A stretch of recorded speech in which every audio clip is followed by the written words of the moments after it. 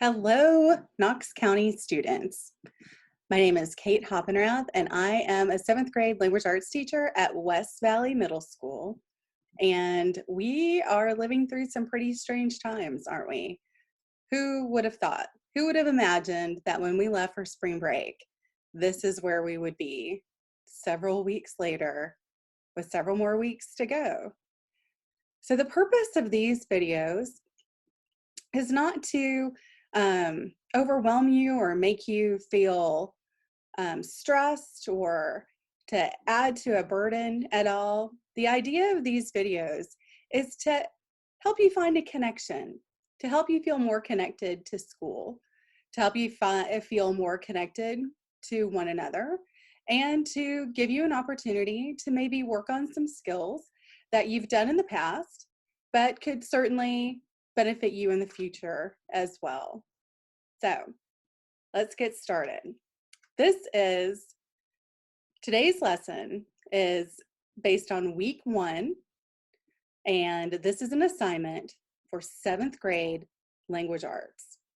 So if you don't have this assignment, it can be found by visiting the Knox County Schools website at knoxschools.org.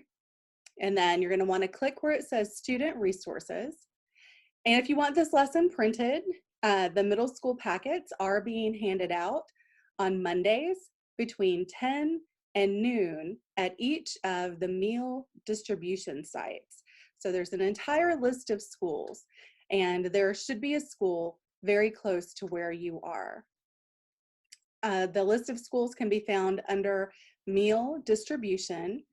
There's a tab on the Knox County Schools website, and please be sure. So you're going to want to make sure that you complete this assignment before you watch the video.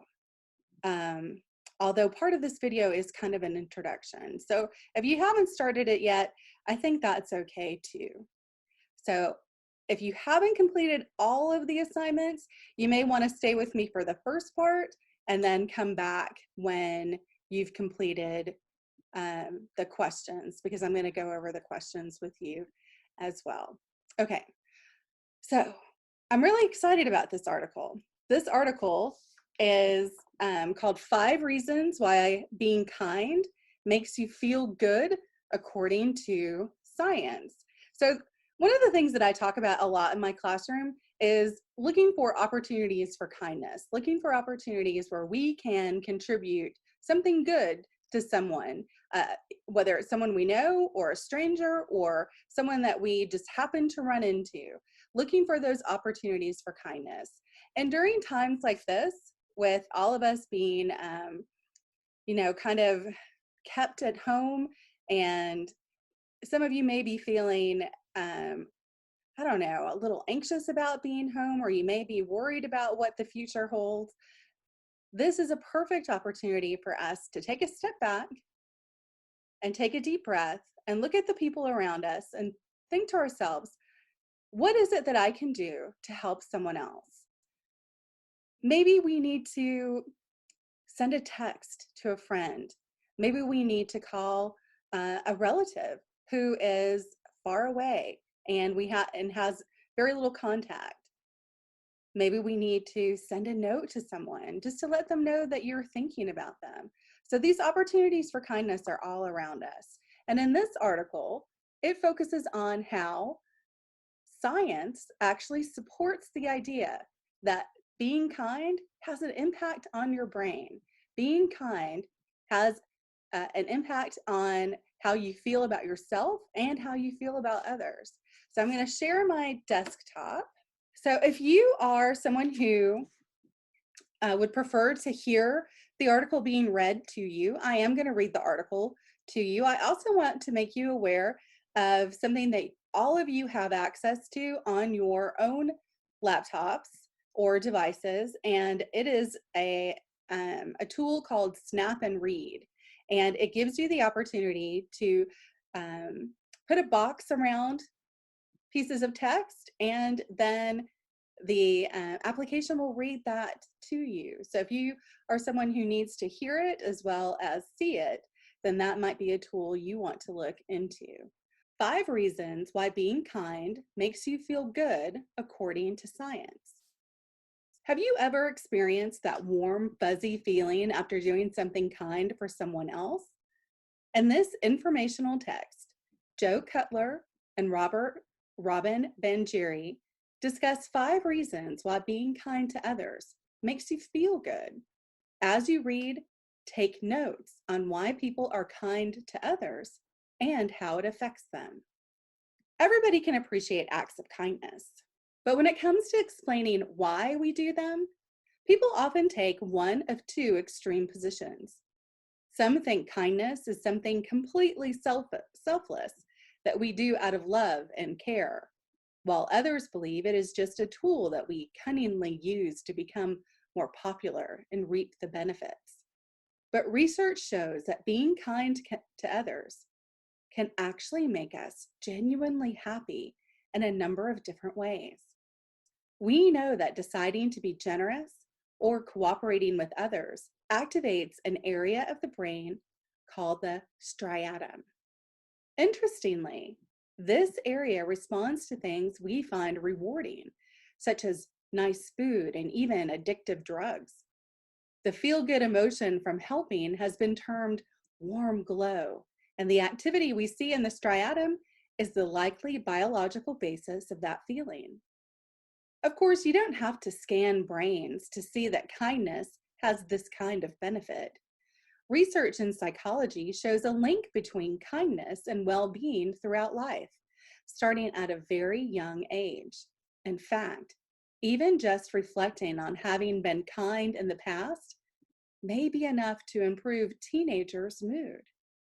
Research has also shown that spending extra money on other people may be more powerful in increasing happiness than spending it on yourself.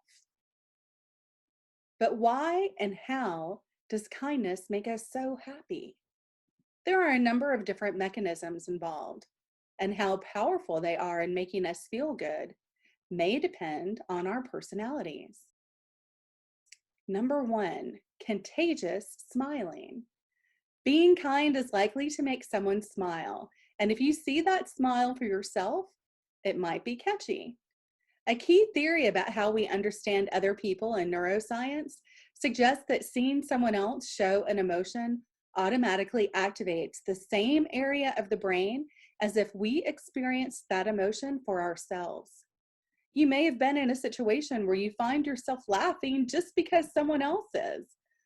Why not set off that chain of good feelings with a nice surprise for someone? Number 2, righting a wrong.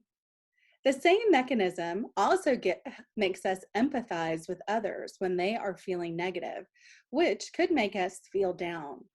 This is particularly true for close friends and family, as our representations of them in the brain physically overlap with our representations of ourselves. Doing a kind act to make someone who is sad feel better can also make us feel good, partly because we feel the same relief they do, and partly because we are putting something right. Although this effect is especially powerful for people we are close to, it can even apply to humanitarian problems, such as poverty or climate change. Getting engaged with charities that tackle these issues provide a way to have a positive impact, which in turn improves mood. Number 3, making connections.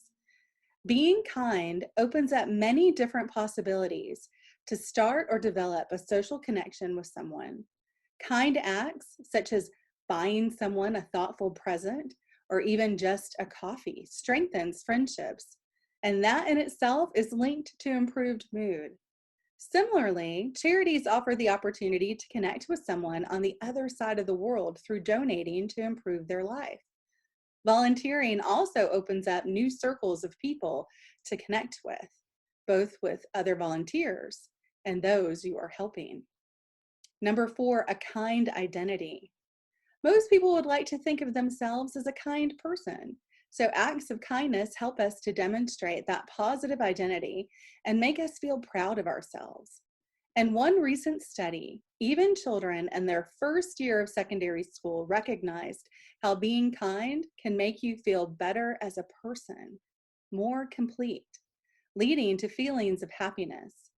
This effect is even more powerful when the kind act links with other aspects of our personality, perhaps creating a more purposeful feeling. For example, an animal lover could rescue a bird, an art lover could donate to a gallery, or a retired teacher could volunteer at an after-school group.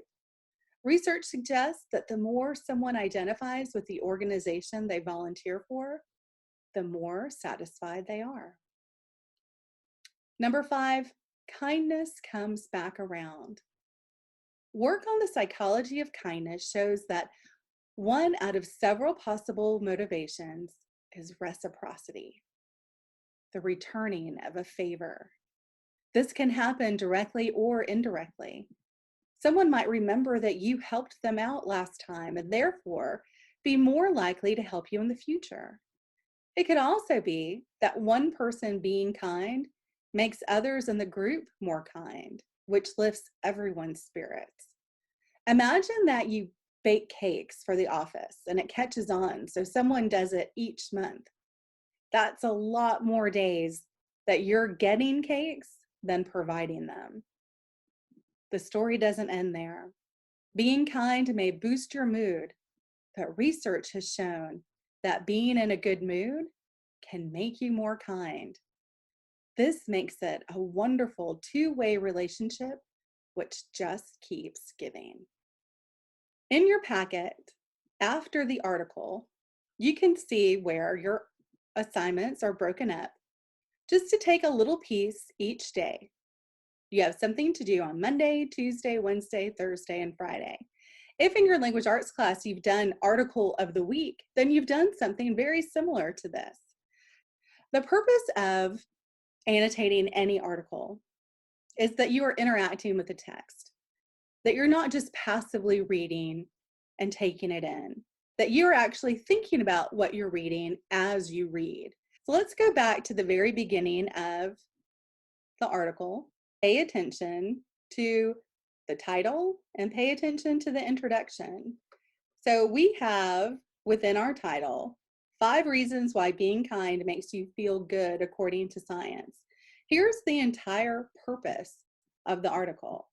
They tell you from the beginning, this is exactly what this is what you're going to read, this is what our focus is, this is what we want you to be able to take away from this article, identifying these 5 reasons. So if I wanted to mark that as important, I would go over here to the text highlighter and I would just highlight it as being important. If I wanted to make a note of it, I could make a comment. And I would say in this comment that the main idea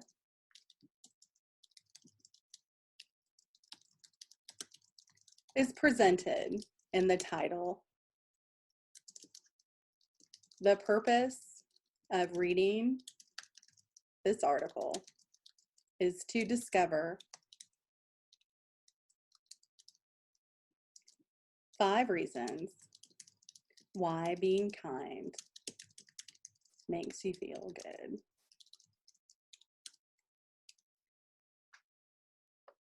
When you're reading something that's nonfiction, one of the things to pay particular attention to is the use of statistics and numbers and any expert testimony that you might see.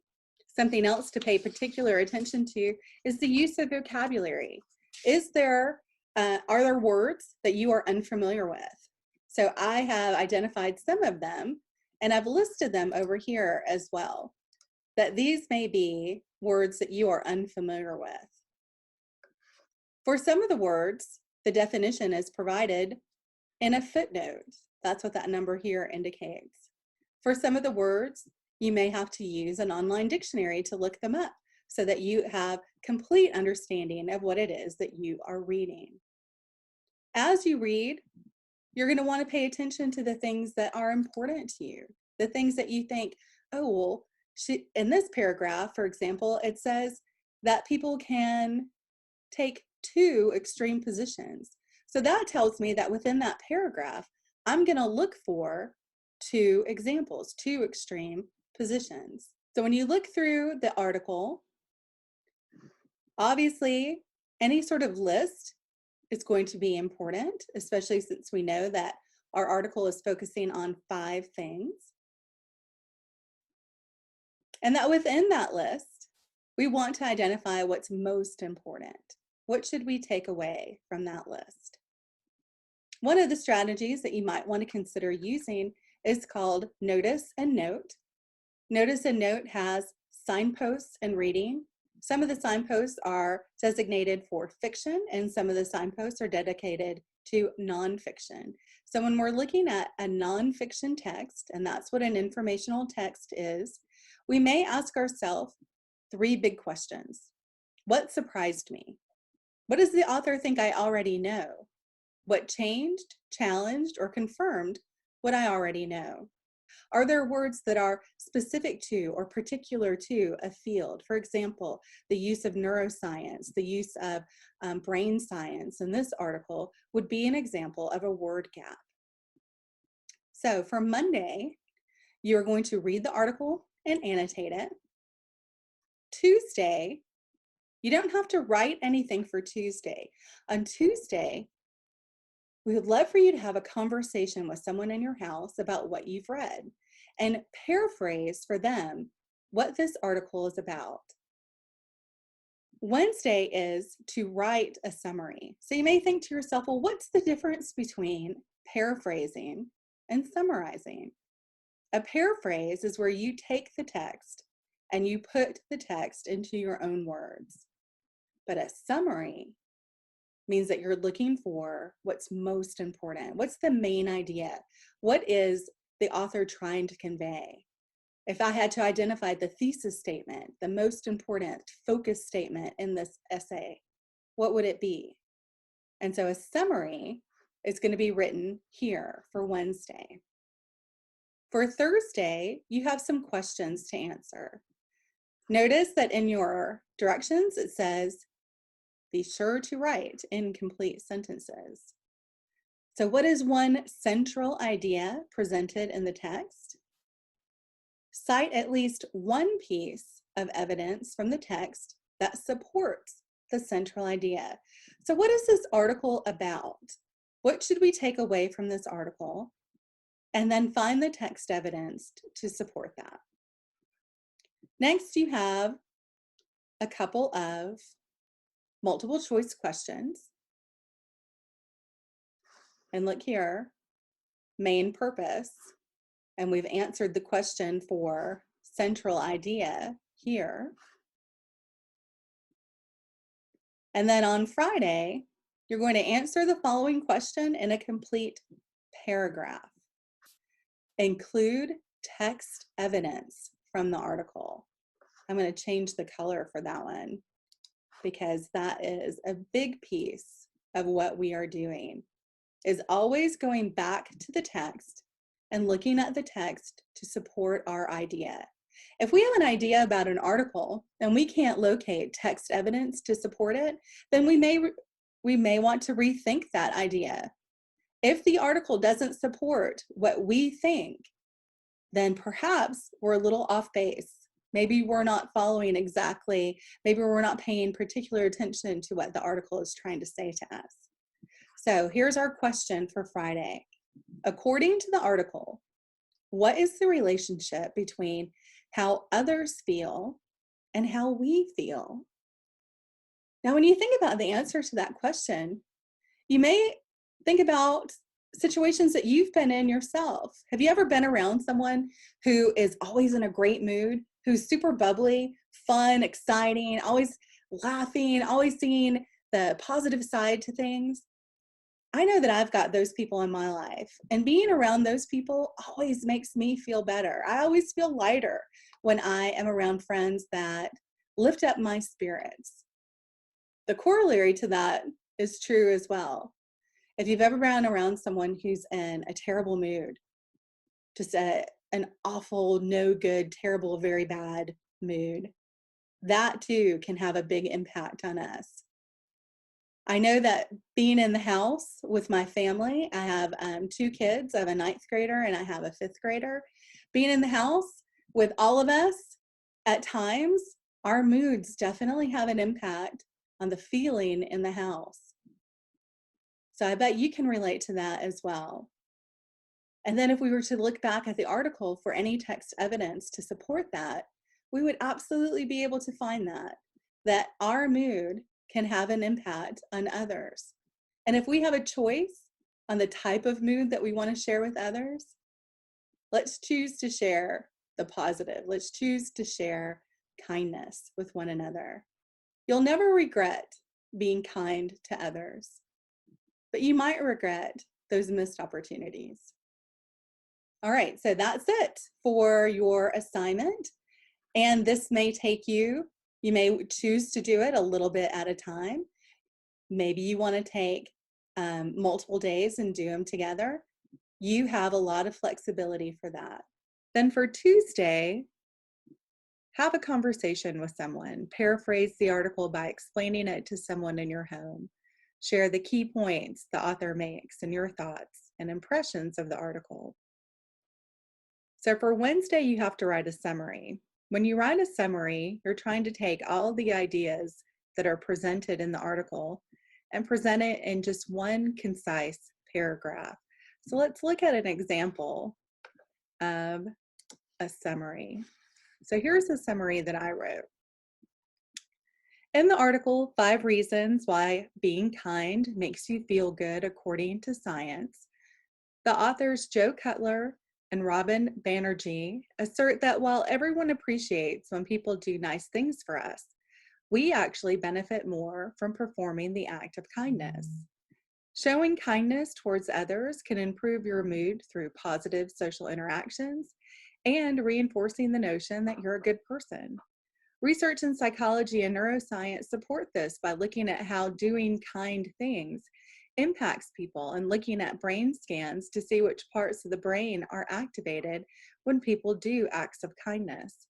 The authors summarized their findings by finding 5 ways that kindness makes us happy. Contagious smiling. Being the recipient of kindness makes us more likely to be kind to others. Righting a wrong. Identifying someone who is struggling or a problem in the world and then working to make the situation better makes us feel better. Making connections. Acts of kindness strengthen social connections and friendships. Kind identity. Acts of kindness can help us feel more purposeful, and kindness comes back around. When we perform acts of kindness, other people are more likely to show us a kindness. So I just noticed that I need to change this to likely. So I'm going to go ahead and fix that. I also want to point out that anytime you write about an article, articles are always put in quotation marks. I also want to point out here where I have a list, I'm using a colon. So just a couple of things with punctuation to point out as you're writing your summary. On the side, I have written a note about the difference between paraphrasing and summarizing. Let's look at Thursday. Thursday, you have to write in a complete sentence. What is one central idea presented in the text? So we have a summary here, but if we were to take that summary and distill it even further into its most important idea, what would that be? So a possible answer is, showing kindness towards others can improve your mood through positive social interactions and reinforcing the notion that you're a good person. So what from the text would support that idea? Well, if we look at paragraph 7, we have a piece of text evidence, a quote from the text. Doing a kind act to make someone who is sad feel better can also make us feel good, partly because we feel the same relief they do, and partly because we are putting something right. Paragraph 7. Notice that in my quote, I start my quote using quotation marks. I end my quote with quotation marks. I have punctuation, I have a comma here. And then I put where I found that information in parentheses, and I found it in paragraph 7. Notice that my period goes at the very end of that, after the parentheses. Next, we have 2 multiple choice questions. How does paragraph 1 contribute to the author's explanation of kindness in the text? A, it shows how people have conflicting opinions about why people are kind. B, it introduces the idea that being kind to others makes us feel good. C, it emphasizes the idea that people are kind more often than we realize. D, it highlights the darker motivations for why people are kind. The best answer out of our 4 choices is A. It shows how people have conflicting opinions about why people are kind. Number 4, what is the author's main purpose in the text? A, to encourage readers to be kinder to one another.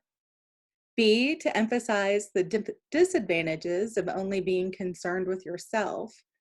C, to explore the different explanations for why being kind makes us happy.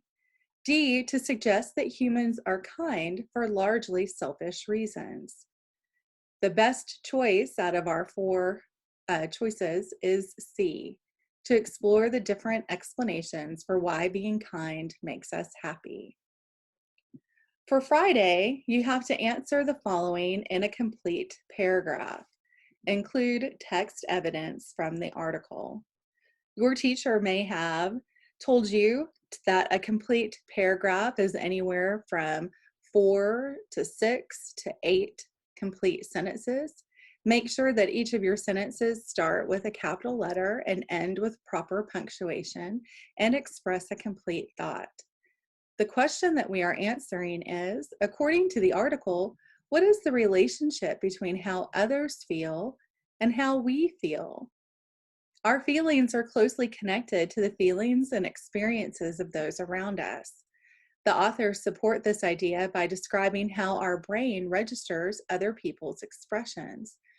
Neuroscience suggests that seeing someone else show an emotion automatically activates the same areas of the brain as if we experience that emotion for ourselves. In paragraph 6.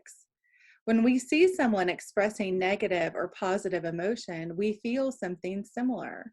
The authors go on to show how closely connected our emotions are to other people by discussing how doing a kind act to make someone who is sad feel better can also make us feel good, partly because we feel the same relief they do, in paragraph 7. Because of the way we register other people's facial expressions, making someone happier can actually make us happier too. Our emotions are tied to the emotions of those around us and is one of the reasons why being kind to others makes us feel good. So that's just an example of what your paragraph could look like. I hope that you've enjoyed reading about the power of kindness and that you try to include more kindness in your life by looking for those opportunities to be kind to someone else. All right, I look forward to seeing you in our next lesson. And if you have any questions, please don't hesitate to reach out either to me or to your own English teacher, your language arts teacher, who would be happy to help you. Have a great day. I think there's a lot of freedom, and I think there's a lot of joy in learning. And I hope that during this time, we're able to kind of take a step back and think about, well, what is it that I want to learn? What is it that I'm passionate about? What is it that really gets me excited? And maybe it's reading about science. Maybe it's reading about brain science and kindness and looking for opportunities for kindness. And maybe it's something else. So use this gift of time to really investigate what it is that you are passionate about, because that's what this is. It's a tough time, but it's also a gift, and we can all learn so much. So thanks for tuning in. I hope to see you again for future lessons. And again, my name is Kate Hoppenrath, and I'm at West Valley Middle School, and I'm a 7th grade language arts teacher.